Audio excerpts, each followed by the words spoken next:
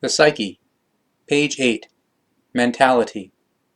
Psyche, Gemüt, feeling, Empfindung, sense.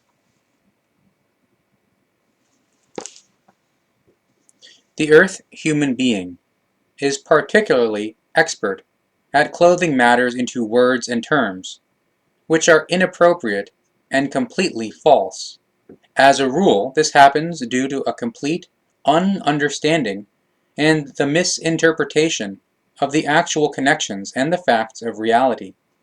In particular, the mass of the blame is borne by the esoterics and parapsychologists as well as other occultists of all eras, who twisted the matters of the teaching of the spirit and the material consciousness connections into endless false explanations and false teachings. Especially regarding the teaching of the spirit and of the material consciousness, etc., the most complicated and false connections were crafted and spread as irrational teachings, which have been preserved until today. Not least to blame are also the old occultists who conjured up and wrote down, in Sanskrit, their fantasy-drenched teachings about spirit and consciousness, and all the erroneous facts connected thereto. Consequently, these teachings are often confused, unreal, and incomprehensible to such a degree that one could think lunatics had had the audacity to explain things that were absolutely incomprehensible to them. This also applies to the concerns of the mentality as well as the psyche and the Gemüt. The Gemüt is the spiritual counterpart to the psyche, is referred to as that spiritual block and factor which, within the spirit body of a life form, in this case the human being, regulates and looks after the spirit consciousness-based feelings and the spirit consciousness-based thoughts in itself in a constant equalized form. Since time immemorial, the psyche and the Gemüt are presented as factors which in no wise correspond to the reality. The psyche, e.g., is described as, quote, soul, which supposedly continues to exist and function as a fine, fluidal body after the death. This erroneous, occult, and religious irrational teaching is already ancient, and has to this day obstinately been preserved in esoteric, parapsychological, religious, and other occult circles, through which the human beings of Earth continue to be led into confusion. But as it appears in the case of the psyche - soul, fantasized by human beings who had no notion of the actual connections of the concerns of the spirit and the material consciousness, as well as their connecting factors. So it also happens with the Gemüt. Namely, this is presented as a factor of the physical body, supposedly storing and reflecting the feeling life, etc., of a human being, which is why a, quote, Gemütsmenschen becomes spoken of if the human being has taken a distinct form. However, the Gemüt truthfully does not correspond to this explanation because it does not belong to the realm of the material body.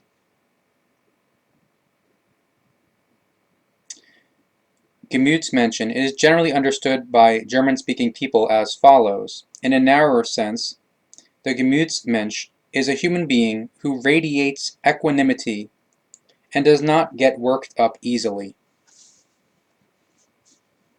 Psyche is referred to as that half-material block and factor which, within the material body of a life form, in this case the human being, regulates and looks after the material consciousness-based feeling, and the material consciousness-based thoughts in itself, in a negative or positive consequence, from which results a negative or positive unequalizedness, or a neutral positive equalizedness, through which the human being is then simply negatively or positively unequalized or neutral positively equalized.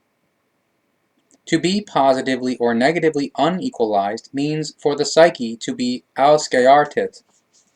Ausgeartet means having got very badly out of the control of the good human nature, or of a good kind/form.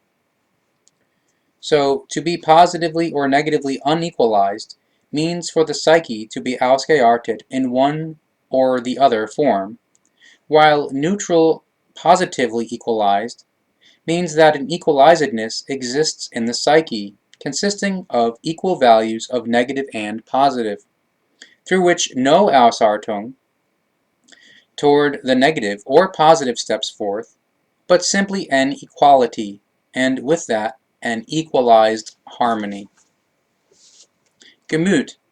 Gemüt is referred to as that spiritual block and factor which, within the spirit body of a life form, in this case the human being, regulates and looks after the spirit consciousness-based feelings and the spirit consciousness-based thoughts in itself, in a constant equalized form.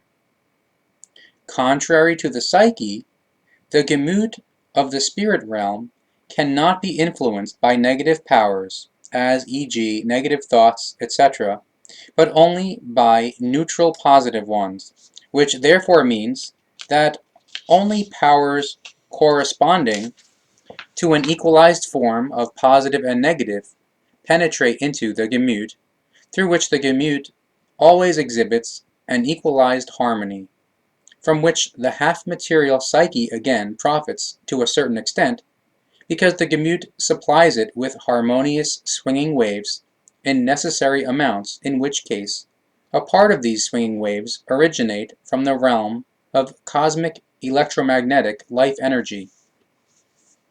Contrary to the material consciousness, which is able to create negative as well as positive and also neutral positive thoughts, the spirit consciousness operates only in the form of the equalizedness, and thus in a neutral positive form. Therefore, negative and positive are harmoniously equalized and also create a corresponding harmony, which the Gemüt absorbs and works with, and indeed in both the spiritual as well as in the material realm. Thus, the Gemüt has no direct connection with the material body, and indeed then also not, when the human being erroneously speaks of the Gemüt as that factor from which supposedly comes forth, e.g. the feeling life, or the Gemüt form, the Gemüt direction, state of mind, attitude of heart, the life of the soul, the feeling direction, the feeling and the inclination, desire, needs of the heart, temper, mood, hereditary tendencies, temperament, irritability, receptivity, lethargy, melancholy, optimism, pessimism, sanguine, choleric, Gemüt's impulsation, feeling, agitation, pathos, passion, enthusiasm, warmth, fervor, participation, kindness, intimacy, behavior, character, and outpouring of feelings, etc. All these things, as well as the emotions, etc., really do not belong to the Gemüt by and large, aside from a few exceptions, also do not belong to the psyche. Mentality.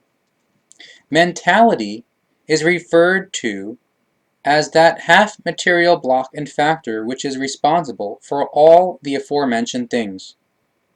This mentality block, however, is not only half-material, but also of spiritual nature, as it occurs in the material realm as well as in the spiritual realm. Contrary to the material realm, only a neutral positive form of the mentality occurs in the spiritual realm, because in the material realm, both negative and positive manifest as individual factors, and also the neutral positive equalizedness. Just as the psyche equalizedness exists as a harmoniously equalized condition between conscious thinking and psychic feeling, so also in similar form can the mentality equalizedness be spoken of. The term mentality embodies the overall term for the feeling, emotional, consciousness, personality, and psychic life of the human being, in which the direction of thought and the education, the world of desire, the world of instinct, and the world of impulse, the attitude and direction, etc., are also anchored. In total, this makes up the consciousness attitude, i.e., the personality attitude of a human being, from which the relationship to reality and to fantasy arises, as well as to individual and collective behavior. This behavior is referred to as mentality, so named after the Sanskrit term manas. Via the mentality, everything is brought to the expression which constitutes the actual inner nature of the human being, and therefore his or her consciousness, attitude, personality, as well as his or her psyche, e.g., emotions, behavior and wise, direction, consciousness feeling form, consciousness form, condition, love, hatred, fantasies, dreams, wishes, treatment of one's neighbor, attitude, psyche life, consciousness life, personality life, inclination, desire, need, temper, mood, morality, life of fairness, life of truth, hereditary genes, temperament, irritability, receptivity, lethargy, melancholy, joy of life, sadness, optimism, pessimism, effect, agitation, pathos, honesty, enthusiasm, reality, connection, passion, warmth, ardor, irascibility, sanguineness, participation, joy, discard, interest, feelings for others, sympathy, sincerity, outpouring of feeling, character, rage, and so on and so forth. The list of the enumeration can almost be endlessly continued, in which case all of the named as well as the still unnamed qualities fall into the direct reference realm of the mentality. From these things alone it becomes clear and comprehensible that all of it, in no wise or form, has anything to do with the Gemüt, rather solely and exclusively, truly only with the mentality, which, as the direction of the consciousness personality, embodies the inner nature of the human being and constitutes the human being as a human being. Feeling. Feeling is referred to as that block and factor of the half-material psyche, which creates the feeling and conveys it to the consciousness. This factor contains in itself the entire palette of the feelings of a human being and every other life form is capable of.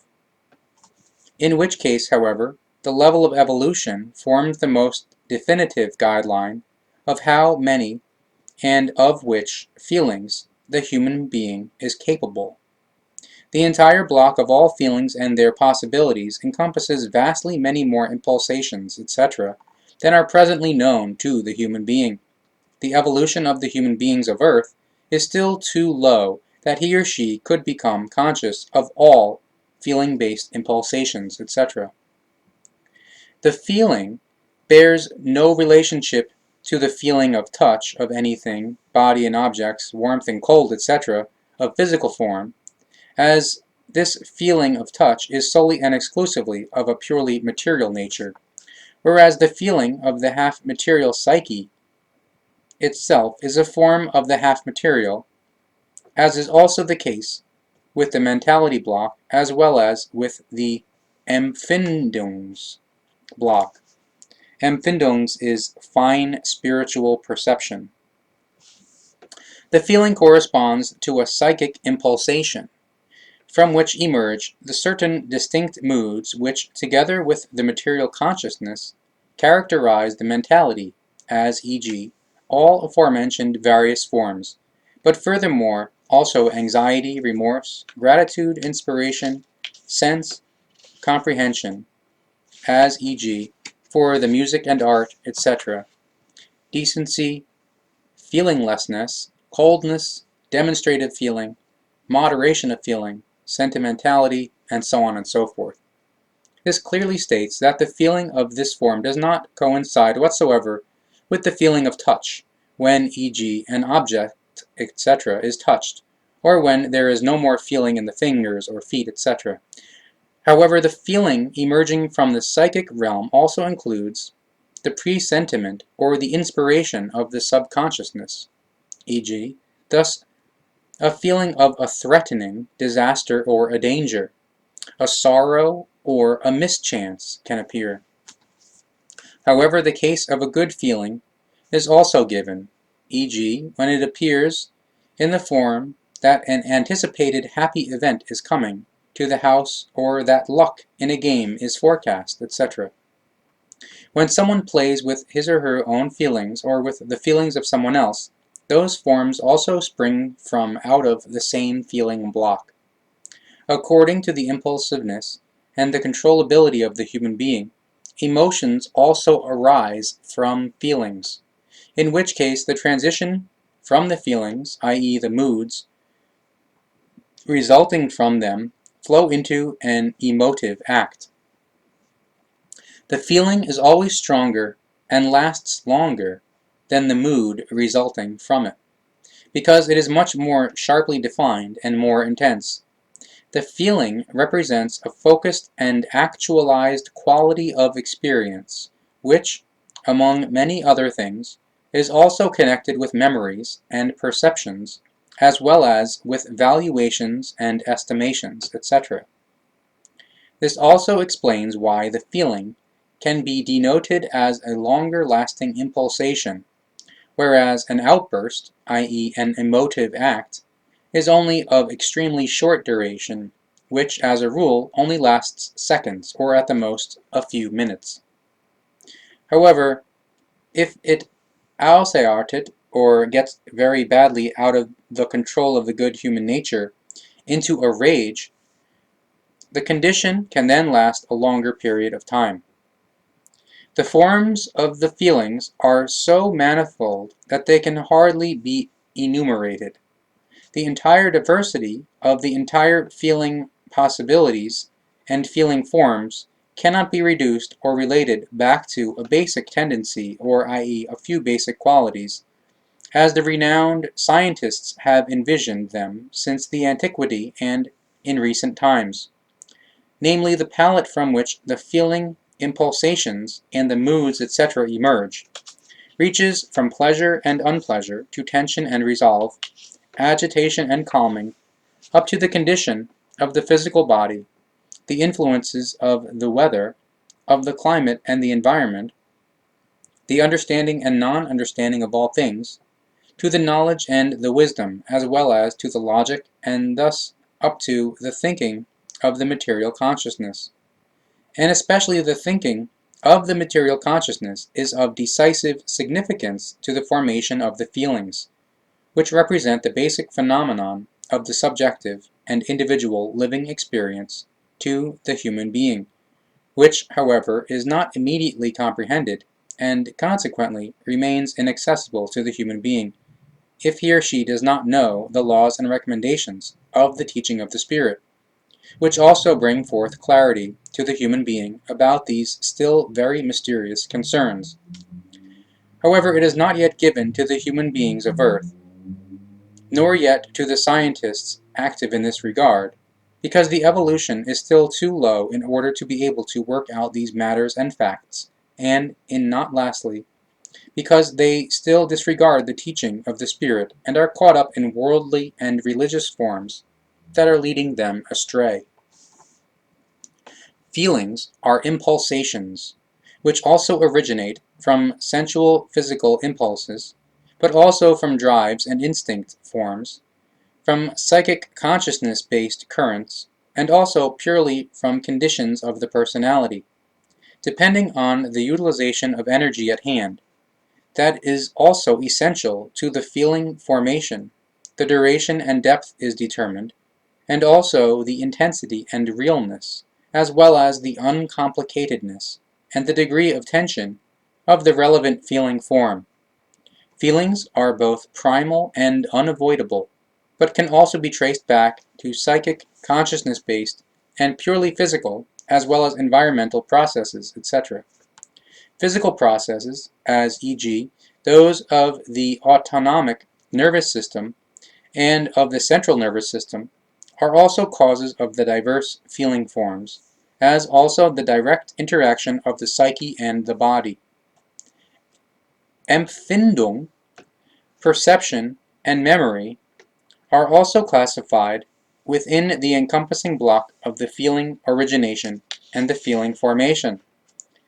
The experience is also a part thereof, as it also forms a factor for the feeling origination and feeling formations, etc., as well as all imaginable possible physiological processes, in which case these life processes are of quite enormous significance, especially physiological feeling stimulating processes can be experienced by the human being as particularly high or low, and thus also stirred up or fully suppressed or disregarded.